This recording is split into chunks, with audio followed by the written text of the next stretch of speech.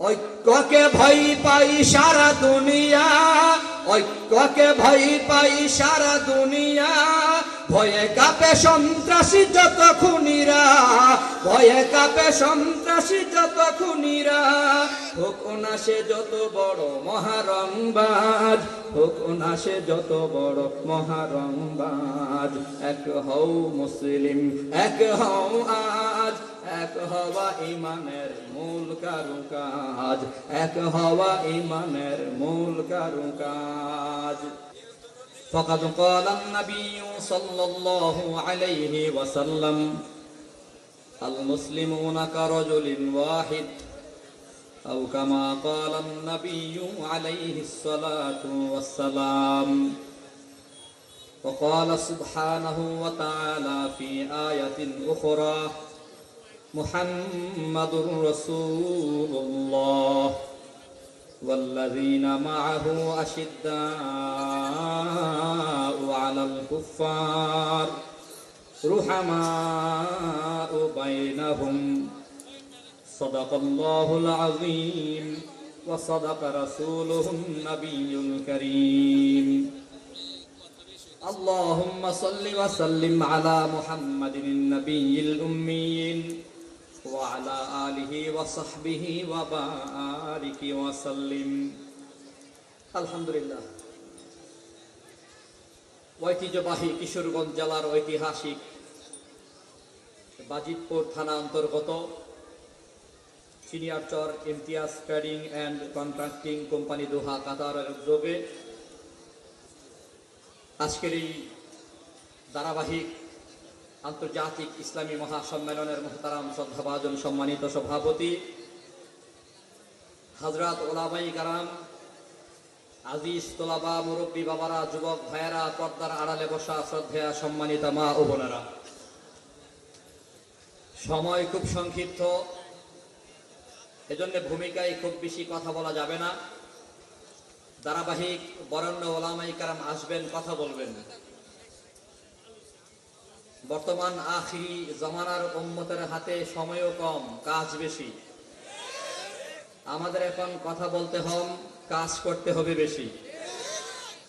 আমি গত রাত ময়মনসিংহের তারাকান্দা এক মাহফিলে বলেছিলাম, এখন আমাদের কাজ হবে আগে, কথা হবে পরে। দৃষ্টান্ত হিসেবে বলেছিলাম, ভারতের ওপার থেকে, বিশেষ করে ব্রাহ্মণবাড়িয়ার সীমান্তবর্তী আগরতলার ভেতর থেকে যে সন্ত্রাসী দাদা বাবুরা লাফাচ্ছে, তাদের লাফালাফির জবাবে বলেছিলাম, ব্রাহ্মণবাড়িয়ার কথা আপনারা স্মরণ রাখবেন। ব্রাহ্মণবাড়িয়ার মানুষ কথা বলে পরে, মায়ের দেয় আগে। কথার আগে মায়ের, কথাগণ ঠিক কিনা? এরাও জানে, যার দরুন এরা আগের থেকেই কাঁটাতারের আরো অনেক দূরে ভেতরে আরেকটা কাঁটাতারের বেড়া দিছে। সীমানার প্রায় 600 মিটার দূরে নিজের একটা কাঁটাতারের বেড়া দিয়া বিএসএফ দাঁড় করিয়ে দিছে, নিজেদের বাহিনী পুলিশ দাঁড় করিয়ে দিছে। প্ল্যান হলো এমন, আমরা একটু দৌড় দেবো বাংলাদেশের দিকে, তোরা কিন্তু ফিরাইস। নিজেদের ভেতরে একদল রেডি রাখছে যে কাঁটাতারের ওপারে যাওয়ার জন্য আমাদের তো সাহস নাই, ক্ষমতাও নাই, বাকি এ পাশে আরেকটা কাঁটাতার কৃত্রিম ভাবে তৈরি কর, আমরা দৌড় দেবো, আমাদের লোক তোরাই কিন্তু আবার ফিরাইস। যদি কোনো কারণে দৌড়ের স্পিডের কারণে ব্রাহ্মণবাড়ির ভিতরে ঢুকে যায়, তো টাটা যুদ্ধ শুরু হয়ে যাবে, সবগুলারে কিচি দিয়া কাইটা মুসলমানি করে দেওয়া হবে। অতএব সময় আমাদের কম। স্বাধীনতার 53 বছর উলামায়ে কেরামের জবান থেকে বারবার বয়ান শুনেছি। আমার তিলাওয়াতকৃত আয়াত উলামায়ে কেরামদের খুসুসি মিটিং এ খুব বেশি তিলাওয়াত হয়, ওয়াতাসিমু বিহাবিলিল্লাহি জামিআন ওয়া লা তাফাররাকু। যখনই সকল মতের, সকল দলের উলামায়ে কেরাম একসাথে কোনো আলোচনায় বসে, তো মাঝে মধ্যে শুনি মুরব্বীরাও এই আয়াত তিলাওয়াত করে। আল্লাহ বলেছেন, আল্লাহর রজ্জুকে মজবুত করে ধরো, নিজেদের ভেতরে দলে উপদলে বিভক্ত হইও না। কেন? রাসূল বলেছে, আল মুসলিমুনা কারাজুলিন ওয়াহিদ, পৃথিবীর সমস্ত মুসলমান একটি মাত্র দেহ। ইনিস্তাকা আইনুহু ইস্তাকা কুল্লুহু, ইনিস্তাকা রাসুহু ইস্তাকা কুল্লুহু। রাসূল বলেছে, চোখে যদি আঘাত আসে পুরো শরীর ব্যথিত হয়, শরীরের কোথাও যদি আঘাত আসে, মাথায় যদি আঘাত আসে তো পুরো শরীরে ব্যথিত হয়। ঠিক তেমনি ভাবে পৃথিবীর যে কোনো প্রান্তে একজন মুসলমানকে যদি আঘাত করা হয়, তামাম দুনিয়ার সমস্ত মুসলমান ব্যতীত হওয়ার কথা।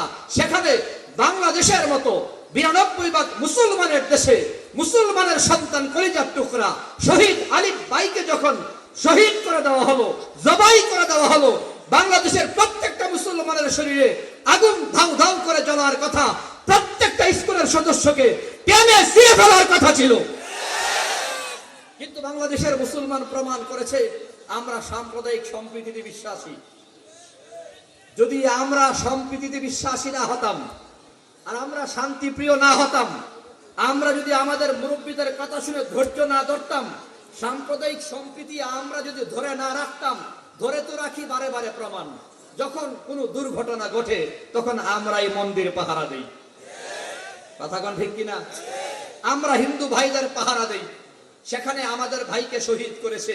যদি আমরা ধৈর্য না ধরতাম, আর আমাদের ওলামায়ে কেরাম মুরব্বীরা যদি ধৈর্যের বয়ান করে আমাদের না বুঝাতো, সম্প্রীতির সবক যদি আমাদের না দেওয়া হতো, তাহলে আমি রব্বে কাবার কসম করে বলতে পারি বাংলার মুসলমানের রক্ত এতই গরম। যদি ওলামায়ে কেরাম নিয়ন্ত্রণ না করতো, এদেশের মুরব্বী রাহবার আলেমরা যদি নিয়ন্ত্রণ না করতো, শাইখুল হাদিস ইবনে শাইখুল হাদিস আল্লামা মামুনুল হক যদি ধৈর্য না ধরতো, তাহলে ইসকনের কোন সদস্য বাংলার জমিনে খুঁজে পাওয়া যেত না। অতএব ইসকনের সন্ত্রাসী সদস্যদের বলতে চাই, বাংলাদেশি হন। হিন্দু ভাইদের বলবো, বাংলাদেশি হন, বাংলাদেশি হন। আমার বিশ্বাস গত কয়েকদিন আগে প্রধান উপদেষ্টা মহোদয় আহ্বান করেছে, এদেশের সকল ধর্মীয় নেতারা গিয়েছে, সেখানে হিন্দু ধর্মের ভাইয়ের যে নেতারা ছিল তারাও বলেছে আমরা সম্প্রীতি রক্ষা করে ঐক্যবদ্ধ হয়ে আছি। দেশ রক্ষার জন্য যদি আমাদের ঐক্যবদ্ধ হয়ে যুদ্ধ করতে হয় তাহলে যুদ্ধ করতে রাজি আছি। সে যুদ্ধের সুরে আজকে আরিফ জব্বার কাসিমি ভাই বলে গেছে, সেই সুরের সাথে আমি একটু পরিষ্কার করে বলতে চাই, ভারতের সাথে আমরা যুদ্ধ চাই না, ইন্ডিয়ার সাথে আমরা যুদ্ধ চাই না, বন্ধুত্ব চাই, হৃদ্যতা চাই, মহব্বত চাই, প্রতিবেশী দেশ হিসাবে সুসম্পর্ক চাই। যদি তারা পায়ে পাড়া দিয়ে যুদ্ধ করতে চায়, যদি তারা গায়ে পাড়া দিয়ে যুদ্ধ করতে চায়, তাহলে পুরো ভারতবর্ষের দিল্লির কেলায় কালিমার পতাকা উড্ডীন করা হবে, একটাও ছাড় পাবে না, ছাড় দেওয়া হবে না। বাংলাদেশের পুরো সীমান্তের বাহিরে আর তারা যদি মনে করে আমাদের চট্টগ্রাম বিভাগ খুব দরকার, বাংলাদেশের সিলেট খুব দরকার, আমরা বলবো আগরতলাটাও আমাদের দরকার। তারা শুরু করবে, আমরা শেষ করব। কথা কোন ঠিক কিনা? এজন্য প্রয়োজন এখন ঐক্যবদ্ধ হওয়ার। কে কোন দলের, কে কোন মতের, কে কোন পীরের ভক্ত, কে কোন খানকার সালিকিন সালেক, কে কোন শিক্ষকের ছাত্র, কে কোন মাদ্রাসায় পড়ি, এখন আর এগুলো ভাবার সময় নেই। আরো আগের থেকেই ভাবনা দূর করা দরকার ছিল। তারা যখন লিস্টি করেছে দুর্নীতিবাজ ১১৬ আলেম, ১১৬ আলেমের লিস্টের ভেতরে ১ নম্বর হলো আল্লামা নুরুল ইসলাম অলিপুরি সাহেব হুজুরের নাম, সেখানে আমার আছে ৪৬ নম্বরের নাম। তখন আমি চেয়ারম্যান হয় নাই, চেয়ারম্যান হওয়ার পরে নামটা দিলে আমিও বুঝতাম সম্ভবত চাইল ডাইল গম কিছু চুরি করছি, এই কারণেই বোধহয় আমার নামটা দুর্নীতির মামলায় আসছে, দুর্নীতির লিস্টে আসছে। তখন শুধু মাঠে বয়ান করি, চেয়ারম্যান হয় নাই। এ কারণেই দুর্নীতির লিস্টে ৪৬ নম্বরের নাম ১১৬ জনের ভেতরে আমি যেটা দেখেছি, এমন কোন দলের আলেম নাই যাদের নাম নাই, এমন কোন খানকার পীর নাই যার নাম নাই, এমন কোন তরিকার হুজুর নাই যার নাম নাই। সেখানে পীর সাহেব চরমনাইয়ের নাম আছে, সেখানে শাইখুল হাদিস ইবনে শাইখুল হাদিস আল্লামা মামুনুল হক সাহেবের নাম আছে, মুফতি সাখাওয়াত রাজি সাহেবের নাম আছে, খালেদ সাইফুল্লাহ আইয়ুবী সাহেবের নাম আছে। আমি খুব ভালো করে পড়েছি পুরো লিস্ট। এনায়েতুল্লাহ আব্বাসী সাহেবের নাম আছে, জামায়াত ইসলামকে যারা লালন করে তাদের বক্তাদের নাম আছে। আমি তো দেখেছি গিয়াসউদ্দিন তাহিরি ভাইয়ের নামটাও আছে। এর দ্বারা কি প্রমাণ হয়? ইসলামের দুশমনদের দৃষ্টিতে তারা কে তাহিরি, কে আনসারি, কে সিদ্দিকী, কে উলিপুরি, কে আশরাফি, কে আইয়ুবী আলাদা করে তারা দেখে না। এক কথায় তারা সকল আলেমের দুশমন, তারা ইসলামের দুশমন, তারা মুসলমানের দুশমন। অতএব সকল খানকার সকল পীর মাশায়েখ, সকল মাদ্রাসার সকল আলেম তুলাবা, শিক্ষক ছাত্র, এক কথায় সকল মুসলমান ঐক্যবদ্ধ হয়ে নাস্তিকের বেঈমানের বিরুদ্ধে যেমন একটা লড়াই হয়েছে, নাস্তিকের দূষর মূল এজেন্ডা বাস্তবায়ন করি, গড ফাদার বা গড লেডি শেখ হাসিনা যেভাবে পলায়ন করেছে, এখনো যারা বাংলাদেশের ভেতরে চিন্তা করতেছে মুসলমানদের ইসলামকে মিটাইয়া দেবে, দেশকে কবজা করে ফেলবে, আমরা স্পষ্ট ভাষায় ঘোষণা করতে চাই, দুঃস্বপ্ন দেখা ছেড়ে দাও। আর যদি ছেড়ে না দাও তাহলে অচিরেই এই বাংলার জমিনে আরেকটা যুদ্ধ আমরা করতে প্রস্তুত আছি, যে যুদ্ধের মাধ্যমে সংসদে কোরআন থেকেই শুধুমাত্র কথা হবে, ভিন্ন কোনো তন্ত্র মন্ত্র সংসদে থাকবে না। এজন্য আমাদের ঐক্যবদ্ধ হওয়ার দরকার আছে না নাই? এক হও মুসলিম, এক হও আজ, এক হওয়া ইমানের মূল কারুকাজ, এক হওয়া ইমানের মূল কারুকাজ, এক হও মুসলিম, এক হও আজ, এক হওয়া ইমানের মূল কারুকাজ। শয়তান চাই না তু ঐক্য গড়ি, হাতে হাত কাঁধে কাঁধে জিহাদ করি, হাতে হাত কাঁধে কাঁধে জিহাদ করি, সহজে কায়েম করি কোরআনের রাজ, সহজে কায়েম করি দ্বীনেরই সমাজ। এক হও মুসলিম, এক হও আজ, এক হওয়া ইমানের মূল কারুকাজ, এক হওয়া ইমানের মূল কারুকাজ। এই আওয়াজ দিয়ে বলেন এক হওয়ার দরকার আছে না নাই? আরো জোরে বলেন এক হওয়ার দরকার আছে না নাই? এক হও মুসলিম, এক হও আজ, এক হওয়া ইমানের মূল কারুকাজ, এক হওয়া ইমানের মূল কারুকাজ। ঐক্যকে ভয় পাই সারা দুনিয়া, ঐক্যকে ভয় পাই সারা দুনিয়া, ভয়ে কাঁপে সন্ত্রাসী যত খুনিরা, ভয়ে কাঁপে সন্ত্রাসী যত খুনিরা, হোক না সে যত বড় মহারংবাজ, হোক না সে যত বড় মহারংবাজ। এক হও মুসলিম, এক হও আজ, এক হওয়া ইমানের মূল কারুকাজ, এক হওয়া ইমানের মূল কারুকাজ।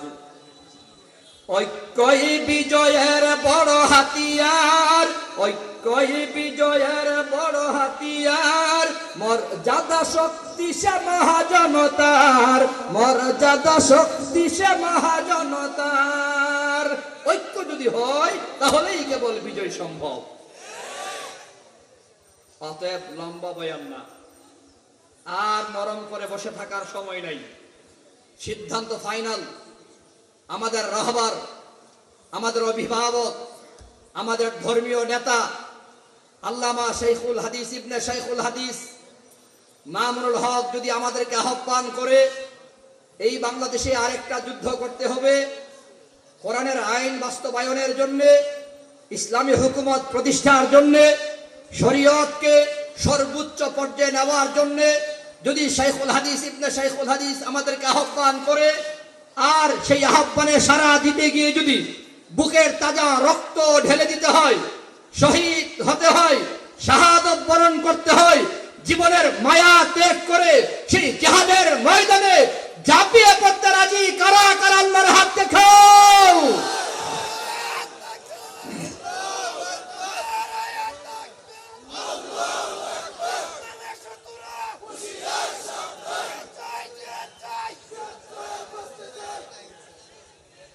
শুনেন ভাই, মাগরিবের সময় খুব কাছে, সময়ও কম।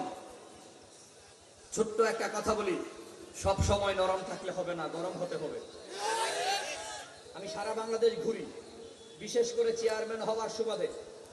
গতকালেও, গত পরশুদিন সংসদ ভবনে নির্বাচন ব্যবস্থার সংস্কারের প্রস্তাব দেওয়ার জন্য আমাকে এবং বাংলাদেশ ইউনিয়ন পরিষদ অ্যাসোসিয়েশনের আহ্বায়ক হিসেবে, মানে সারা বাংলাদেশের সকল চেয়ারম্যানদের একটা কমিটি আছে, বাংলাদেশ ইউনিয়ন পরিষদ অ্যাসোসিয়েশন, সেই কমিটির আহ্বায়ক আমি।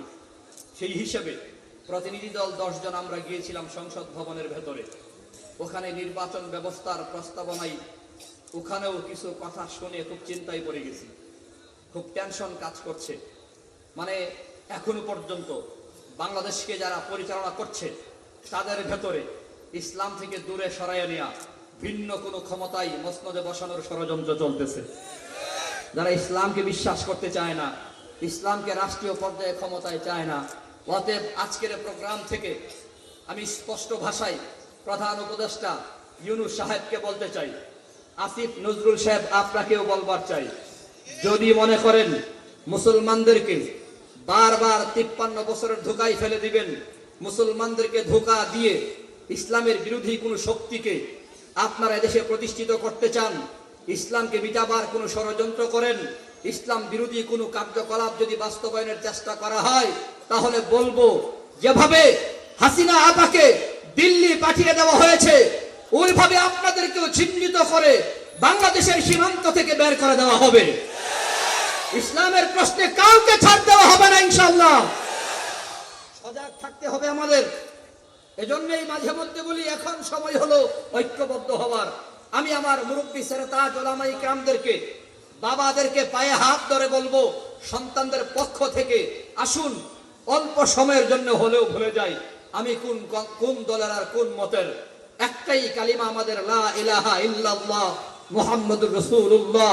রাসূল বলেছে আল মুসলিমু আখুল মুসলিম, এক মুসলমান আরেক মুসলমানের ভাই। কথা বলেন ঠিক কিনা? বলেন এক মুসলমান আরেক মুসলমানের কি হয়? সাহাবা আজমাইনদের গুণ আমাদের মধ্যে নিয়ে আসতে হবে। অনেকে প্রশ্ন করে, হুজুর ঐক্যবদ্ধ না হওয়ার কারণ কি? আমি বলি অনেক কারণ থাকতে পারে, অন্যতম কারণ হলো সাহাবাই আজমাইনদের ভেতরে একতার যে মূল বৈশিষ্ট্য ছিল সে বৈশিষ্ট্য আমাদের ভেতরে নাই। এর মধ্যে দুটি বৈশিষ্ট্য অন্যতম। আল্লাহ বলেছেন মুহাম্মাদুর রাসূলুল্লাহ ওয়াল্লাযীনা মাআহু আশিদ্দাউ আলাল কুফফার রুহামাউ বাইনাহুম। নবীর সাথী সঙ্গী সাহাবাই কেরামের অন্যতম দুইটা বৈশিষ্ট্য ছিল। এক নম্বর, তারা কাফের বেঈমান ইসলামের দুশমনের ব্যাপারে কঠোর ছিল। রুহামাউ বাইনাহুম, নিজেদের ভেতরে হৃদ্যতা ছিল, মুহাব্বত আর ভালোবাসা পূর্ণ সম্পর্ক ছিল। কিন্তু আমাদের বেলায় এই দুইটা গুণ ভিন্ন পথে পরিচালিত হচ্ছে। আমাদের মধ্যে যেমন উল্টোটা হয়ে গেল, আমরা কাফের বেঈমানদের সাথে সদাচরণ করি, ইসলামের দুশমনের সাথে নতজানু মনোভাবে কথা বলি, আর নিজেরা নিজেদের বিরুদ্ধে হুঙ্কার দিয়ে কথা বলি। স্ববিরোধী মনোভাব ছেড়ে দিতে হবে। রুহামাউ বাইনাহুম, হৃদ্যতা মুহাব্বত আর ভালোবাসা নিয়ে নিজেদের মধ্যে দরদ মাখার কথা বলতে হবে, হুঙ্কার হবে, যুদ্ধ ঘোষণা হবে ইসলামের দুশমনের বিরুদ্ধে। কথা বলেন ঠিক কিনা? সেখানে গরম হতে হবে। কিন্তু আমরা উল্টা, নিজেদের বেলায় গরম, দুশমনের বেলায় নরম। না না, সাহাবাই কেরাম নরম ছিল। যেমন সিদ্দিক আকবর আবু বকর সিদ্দিক রাদিয়াল্লাহু আনহু অনেক নরম, অনেক নরম। এমন নরম হওয়ার যোগ্যতা আপনার আমার নাই।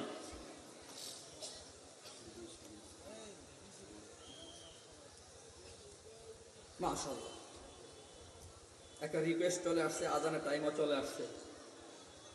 আবু বকর সিদ্দিক নরম ছিল, কিন্তু ইতিহাস প্রমাণ করে এক ইহুদি যখন আল্লাহরে গালি দিয়েছে আবু বকর সাথে সাথে গরম হয়ে গেছে। ইতিহাস বলে আবু বকর সিদ্দিক থাপ্পড় মেরে দিয়েছে। ইহুদি আয়েশা নবীর কাছে বিচার নালিশ করলো, ও মুহাম্মদ, আপনার সাথে আপনার বন্ধু আবু বকর আমাকে থাপ্পড় মেরেছে। নবীজি বলেন, তুমি বোধহয় চিনতে ভুল করেছো, থাপ্পড় লাগিয়ে দেওয়ার কাজ হইলো মামুন সাহেবের। মানে গরম কথা বলার কাজ হইলো আমাদের মামুন সাহেবের। কথা কোন ঠিক কিনা? এই গরম কথা আইয়ুবী সাহেব খুব বেশি একটা কয় না, উনি হলো নরম মানুষ। নবীজি বলল, তুমি বোধহয় ভুল করছো, থাপ্পড় দিয়া থাকলে তোমার ওমর দিছে, আবু বকর দেয় নাই।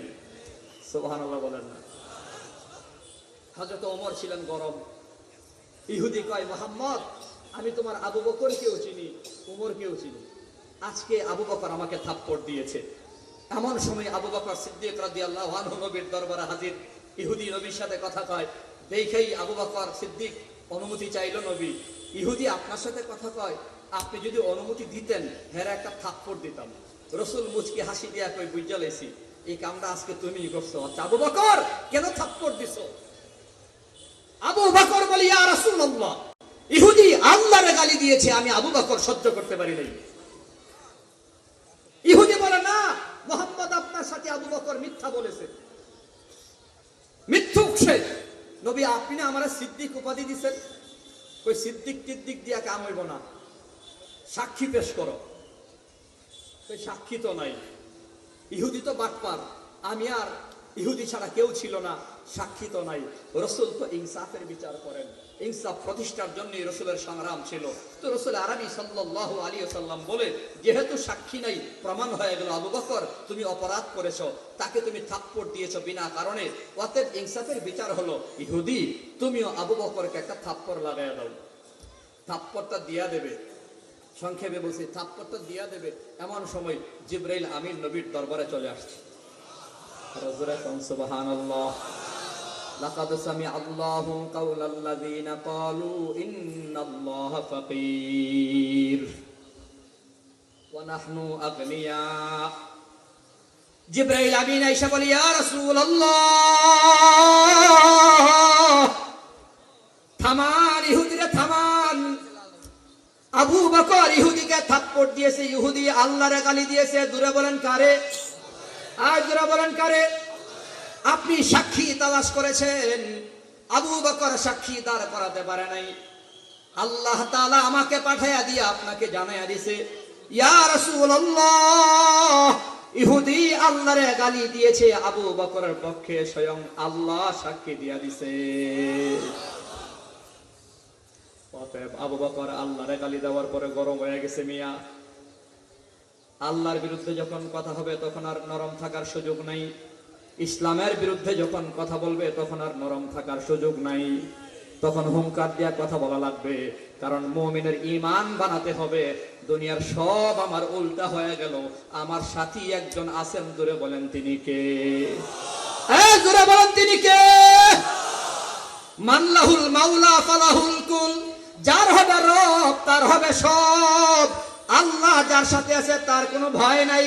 আরে আমাদের শাইখুল হাদিস আল্লামা আজিজুল হক রাহমাতুল্লাহি আলাইহি বেঈমানের বিরুদ্ধে কথা বলতো, ভয় পাইতো না। মরহুম পীর সাহেব চরমনাই রাহমাতুল্লাহি আলাইহি নাফরমানের বিরুদ্ধে কথা বলতো, ভয় পাইতো না। মুফতি আমিনী কথা বলতো, ভয় পাইতো না। আরে মুসলমান শাইখুল ইসলাম 103 বছর বয়সে হাটহাজারী হাদিসের মসনদ থেকে বের হয়া শাহবাগ চত্বরে চলে আসছে, শাপলা চত্বরে চলে আসছে। দুনিয়ার কোন বেঈমানরে ভয় পাইতো না, কারণ আল্লাহর ওলিরা, আল্লাহ ওয়ালারা দুনিয়ার কাউকে ভয় পায় না। মুসলমান দুনিয়ার কাউকে ভয় পাতে পারে না। মুসলমান ভয় পাবে একমাত্র কারে? মোরা মুসলিম, মোরা বীর মুজাহিদ সৈনিক রাসূলের, মোরা সুন্নাতে মানি মুসলিম বলে দুশমন বাতিলের। এটা আমার কাছে ইমতিয়াজ ভাই একটা রিকোয়েস্ট করছে, এই গজল আমার পুরনো, তারপরে শুনতে চায়, আওয়াজ দিয়ে সাথে থাকা লাগবে। মোরা মুসলিম, মোরা বীর মুজাহিদ সৈনিক রাসূলের, মোরা সুন্নাতে মানি মুসলিম বলে দুশমন বাতিলের। মোরা ছোঁয়া পেয়েছি বাংলার বুকে শাইখুল হাদিসের, মোরা ছোঁয়া পেয়েছি বাংলার বুকে শাইখুল হাদিসের, যিনি শ্রেষ্ঠ আলেম ছিলেন যুগের মুরব্বী সকলের। মোরা মুসলিম, মোরা বীর মুজাহিদ সৈনিক রাসূলের, মোরা সুন্নাতে মানি মুসলিম বলে দুশমন বাতিলের। মোরা হুঙ্কার জানি মরহুম পীর ফজলুল করিমের, মোরা হুঙ্কার জানি মরহুম পীর ফজলুল করিমের, যার আওয়াজে ব্যঙ্গে তসনা সহত মঞ্চ বাতিলের। মোরা মুসলিম, মোরা বীর মুজাহিদ সৈনিক রাসূলের, মোরা সুন্নাতে মানি মুসলিম বলে দুশমন বাতিলের। মোরা ভয় করি না হামলা মামলা হুঙ্কার বাতিলের, মোরা ভয় করি না হামলা মামলা হুঙ্কার বাতিলের। ওই সিংহ পুরুষ মুফতি আমিনী আকাবির আমাদের। মোরা মুসলিম, মোরা বীর মুজাহিদ সৈনিক রাসূলের, মোরা সুন্নাতে মানি মুসলিম বলে দুশমন বাতিলের। মোরা পেয়েছিলাম কি বিপ্লবী নেতা আল্লামা শফি আহমদ, মোরা পেয়েছিলাম কি বিপ্লবী নেতা আল্লামা শফি আহমদ, যার আওয়াজে ভেঙ্গে চুরমার হলো শাহবাগীদের মসনদ। মোরা মুসলিম, মোরা বীর মুজাহিদ সৈনিক রাসূলের, মোরা সুন্নাতে মানি মুসলিম বলে দুশমন বাতিলের। জোরে বলেন আমাদের রবকে। ইতিহাস তো ভালো করে মনে রাখা উচিত। হিজরতের সফরে গুহার ভেতরে আবু বকর সিদ্দিক রাদিয়াল্লাহু আনহু নবীর সাথে কাফের বেঈমানরাও চলে আসছে। দরজার উপরে দেখা যায় আবু বকর নবীকে বলতেছেন, ইয়া রাসূলুল্লাহ চলে আসছে, ওই যে দেখেন না আবু জাহাল উতবা সাইবাদের পা দেখা যায়, ধরা পড়ে যাব, বিপদ একেবারে সন্নিকটে, মনে হয় বড় বিপদ। আপনার আমার নবী বলেছেন, আবু বকর লা তাহজান ইন্নাল্লাহা মাআনা, চিন্তা নাই, টেনশন নাই, পেরেশানি নাই, গুহার ভেতরে তুমি আমি ছাড়াও তোমার আমার সাথে আরেকজন আছেন, তিনি কে? আরে মুসলমানের আওয়াজে বলেন তিনি কে? চিৎকার মেরে বলেন নারে তাকবীর, নারে তাকবীর। বেঈমান আর নাফরমানরা শুনে রাখো, তোমরা আমেরিকাকে প্রভু মনে করো, রাশিয়াকে প্রভু মনে করো, চায়নাকে প্রভু মনে করো, ভারতকে প্রভু মনে করো। আমরা আমেরিকারে গুনাই ধরি না, চায়নারে গুনাই ধরি না, ভারতকে গুনাই ধরার সময় আমাদের নাই, রাশিয়াকে গুনাই ধরার সময় আমাদের নাই। আমাদের সাথে ফুল এন্ড ফুল পাওয়ার সহ কুল কায়নাতের পাওয়ারফুল স্রষ্টা আমাদের আল্লাহ আমাদের সাথে আছে। কোন বেঈমানকে ভয় পাওয়ার সময় আমাদের নাই। মামলা হামলা আসবে, জেলখানায় যেতে হবে, যাব, বারবার জেলে যাব, আমাদের কিসের ভয়? মামুন সাহেব যদি ভয় না পায়? আরে রিমান্ড তো মামুন সাহেবের উপরে গেছে, 3 বছর জেল তো মামুন সাহেবের উপরে গেছে, জীবনটাকে তছনছ করে দেওয়ার ষড়যন্ত্র করেছে। এত এত নির্যাতন নিপীড়ন সহ্য করার পরে যদি শাইখুল হাদিস মামুনুল হক ভয় না পায়, এত নির্যাতন শিকারের পরে যদি খতিবে বাঙ্গাল জুনাইদুল হাবিব ভয় না পায়, হাতে দাগ পড়ে গেছে হাত করার সুলতানুল ওয়াইজিন খালেদ সাইফুল্লাহ আইয়ুবী যদি ভয় না পায়, হাবিবুল্লাহ মাহমুদ কাসিমরা যদি ভয় না পায়, তো আমাদের কিসের ভয়? কথা বলা ঠিক কিনা? আমি একটা হিসাব করেছি, হিসাবটা আপনাদের শুনিয়ে দেই। ১,৫০০ বছর আগে একটা যুদ্ধ হয়েছিল, বদর যুদ্ধে। কাফেরদের সংখ্যা ছিল ১,০০০, মুসলমানদের সংখ্যা ছিল ৩১৩। ৩১৩ দিয়ে যদি ১,০০০কে ভাগ করা হয়, তাহলে একজন মুসলমানের হাতে ৩ জন কাফের, একজন মুসলমানের বিপক্ষে ৩ জন প্লাস ৩ জন প্লাস ৩-এর একটু বেশি, ধরে নিলাম ৩ জন কাফের। কথা বলেন কয়জন? মুসলমান 1 জন, কাফের কয়জন? ১,৫০০ বছর পরে আমি গত পরশুদিন হিসাব করে দেখলাম, ভারত এবং বাংলাদেশ মিলিয়ে নরেন্দ্র মোদীর গোলাম আছে সর্বোচ্চ, হিসাব করে দেখলাম ১২০ কোটির মতো, ১২০ কোটির মতো নরেন্দ্র মোদীর গোলাম। আর মোহাম্মদ নবীর উম্মত আছে প্রায়, এখানে 16, ওখানে আছে 20, ৩৬ কোটির মতো। ৩৬ দিয়েও যদি ১২০-এর ভাগ করা হয়, তাহলে হিসাব বরাবর একজনের মাথায় ৩ জন। একজনের মাথায় কয়জন? ১,৫০০ বছর আগে বদর যুদ্ধে একজন মুসলমান ৩ জন কাফেরকে যেমন জাহান্নামে পাঠিয়ে দিয়েছে, আমরাও বলতে চাই, যদি পায়ে পাড়া দিয়ে যুদ্ধ করতে চাও, তো বর্তমান ভারতবর্ষের মুসলমানেরা একজন মুসলমান তোমাদের 3 জন করে ভাগ করে নিয়ে জাহান্নামে পাঠিয়ে দেওয়ার জন্য প্রস্তুত আছে, প্রস্তুত আছে। একটা কেউ ছাড় দেওয়া হবে না। আল্লাহ আমাদেরকে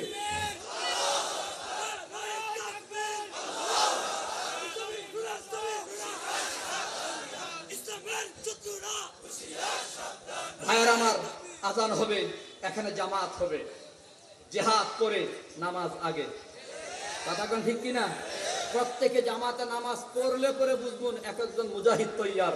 আল্লাহ পাক সবাইকে জামাতে দাঁড়িয়ে নামাজ আদায়ের তৌফিক দেন। ওয়া আখিরু দাওয়ানা আলহামদুলিল্লাহি রাব্বিল আলামিন। আসসালামু আলাইকুম ওয়া রাহমাতুল্লাহি ওয়া বারাকাতুহু।